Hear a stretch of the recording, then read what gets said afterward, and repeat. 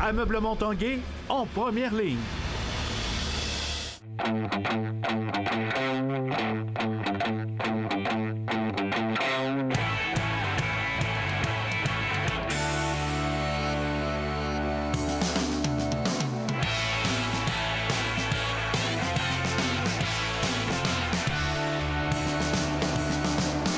Ici Carl Larouche, bienvenue à l'Esprit sportif. En ce jeudi, on parlera un peu plus tard de balles rapides. Également une belle rencontre avec le pilote automobile de Québec, Donald Teach, qui a réalisé il y a quelques semaines 2 de ses rêves. Mais d'abord, on parle de kayak. C'est du 9 au 12 août prochain qu'aura lieu la 4e édition du défi Kayak des Gagnés qui permet à des amateurs, évidemment, de kayak de parcourir 250 km entre Montréal et Québec, et ce, pour une bonne cause, les jeunes musiciens du monde. Ce qu'on fait aujourd'hui, c'est on tend la main à des jeunes, à plus de 1000 jeunes Québécois, des Québécois de souche, des jeunes autochtones, un paquet de jeunes issus de l'immigration qui sont le Québec de demain.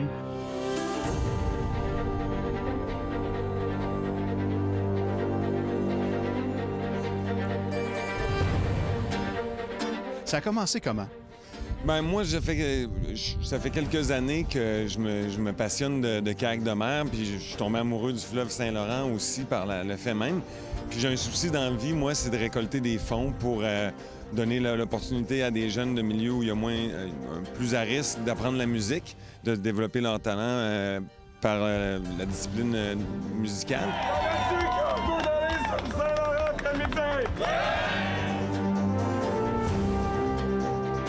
Pourquoi le kayak? Bon, c'est une embarcation exceptionnelle pour avoir un lien intime avec un plan d'eau. Puis, bien, ça favorise aussi la santé. C'est un fit naturel pour Desgagnés, le fleuve Saint-Laurent. Desgagnés est une entreprise maritime. On sillonne le Saint-Laurent depuis plus de 150 ans, en fait, qu'il y a des navires de Desgagnés qui sont sur le fleuve dans le Grand Nord canadien, etc. Alors, l'invitation de s'associer à un événement où il y avait le fleuve Saint-Laurent qui était en vedette était fort intéressant. Un événement assez original pour amasser des sous, à laquelle vous avez participé vous-même l'an passé. Parlez-nous de votre expérience. C'était la première fois que je faisais du kayak d'une façon sérieuse. Il y avait une formation quand même qui nous avait été recommandée, que j'avais suivie. Puis j'ai eu l'occasion donc d'être intégré à ça. Puis je reprends cette année avec le même garçon puis un autre de mes fils. Quand même un exercice de préparation, mais après ça, écoutez, c'est merveilleux. On est encadré, on est suivi. On a l'occasion de voir le Québec d'une façon différente à partir de l'eau. On est 150 personnes. Alors, on a l'occasion de connaître les gens, puis donc il y a une fraternité qui se développe sur l'eau. On rencontre les différentes personnes.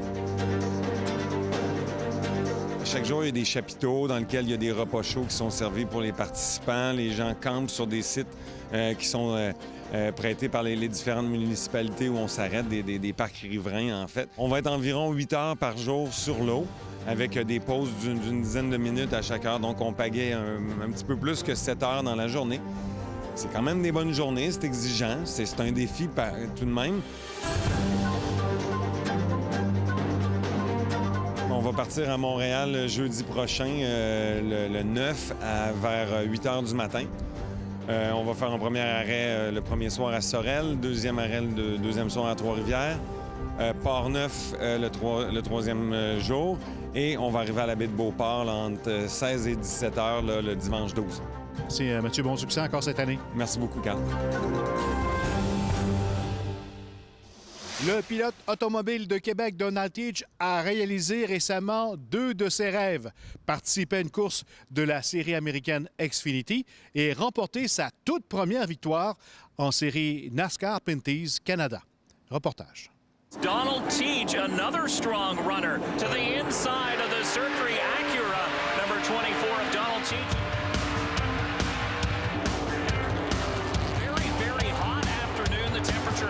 Parle-nous d'abord de ce qui s'est passé du côté de Lawton. Première expérience en Xfinity. Ça, c'est un rêve, évidemment, que tu réalisais. Effectivement, on est allé se mesurer avec les meilleurs du circuit NASCAR Xfinity. C'est quelque chose qu'on voyait un petit peu depuis 2 ans. Mario Gosselin, avec son équipe Xfinity, nous a donné l'opportunité. L'expérience était incroyable.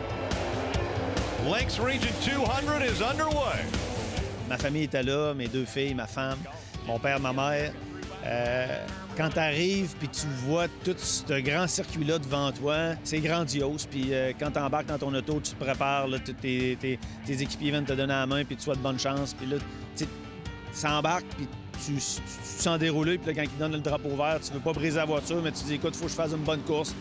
Puis là, je me voyais, tu sais, comme je regarde les courses à la TV, j'étais un amateur de série NASCAR, là, je me voyais réellement dedans. Fait que je pense que c'est incroyable le feeling que j'ai vécu ce fin de semaine-là. La seule chose qui nous a manqué, c'est un petit peu plus de temps pour faire des tours de piste. Mais on a constamment amélioré nos temps de sortie en sortie et aller jusqu'au samedi matin lors des qualifications. Le résultat n'est pas ce qu'on s'attendait.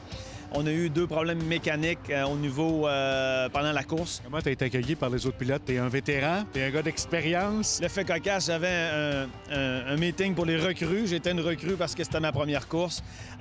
J'étais arrivé un des derniers au meeting de recrues. Il y avait 12-13 recrues dans la roulotte NASCAR. Puis j'étais arrivé un des derniers. Le gars de NASCAR m'a souhaité la bienvenue. Puis écoute, d'un coup sec, j'ai fait baisser la moyenne d'âge. C'est la moyenne d'âge, c'était à 19-20 ans de les kids.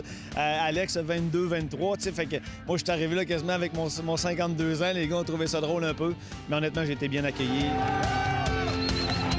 Quelques jours plus tard, encore sur ton nuage Xfinity, tu te présentes à Saskatoon et là, tu réalises un autre de tes rêves. Mon objectif était de gagner une course en NASCAR Pinty cette année. Je voulais aussi être le plus vieux pilote à gagner une course dans la série NASCAR. Ça s'est fait à 51 ans et 8 mois, tandis que le dernier record était 49 ans et 8 mois. C'était mon objectif.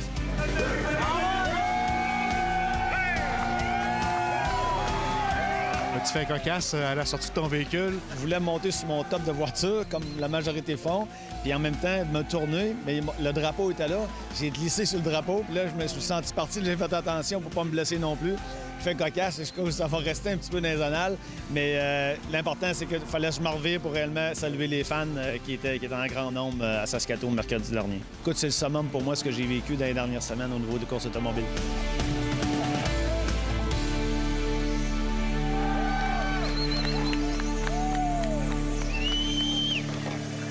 Après la pause, l'as de la balle rapide, Mathieu Roy et la relève de Québec.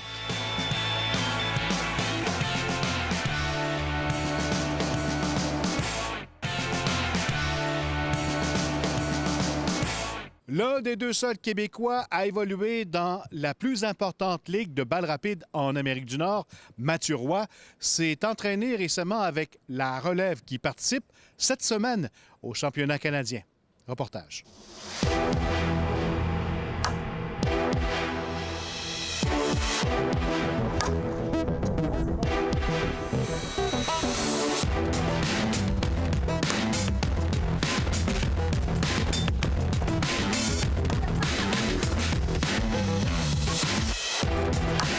Les Gremlins de New York, l'équipe pour laquelle tu joues, vous êtes sur un circuit open, donc c'est le plus haut calibre de balle rapide en Amérique du Nord.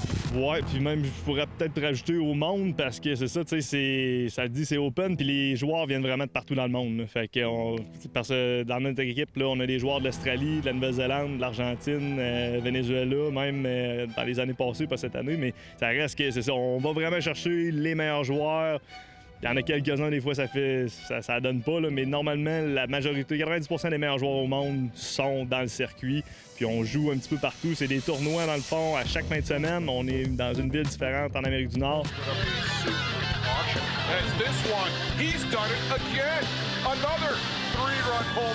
On part le vendredi, on vient dimanche soir, lundi. Puis c'est du stock, là, parce que souvent, là, c'est du 5-6 matchs en dedans du samedi matin au dimanche après-midi. Fait que même pas en 48 heures. Là.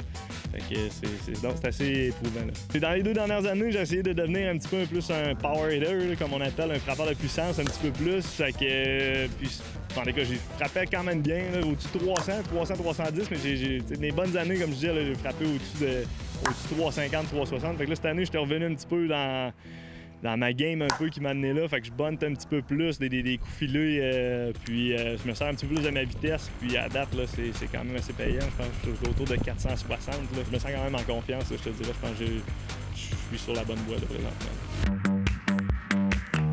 Tout ça, c'est en préparation du championnat qu'on peut appeler championnat du monde, car encore là, ce sont des joueurs d'un peu partout sur la planète qui s'amènent très bientôt dans les prochaines semaines. Oui, c'est ça, à Kitchener, là, du 11 au 18 août. Cette année, je serais curieux, mais c'est au-dessus de 30 équipes là, qui vont être là. Le tournoi se sépare après ça en deux catégories, un petit peu division 1-2, mais il y a vraiment, je dirais, 7-8 équipes là, qui vont être assez compétitives, qui ont une chance peut-être 4-5 équipes qui ont une chance de gagner, mais 7-8 qui vont être très compétitives, là, que justement qui ont souvent des 10 meilleurs lanceurs au monde.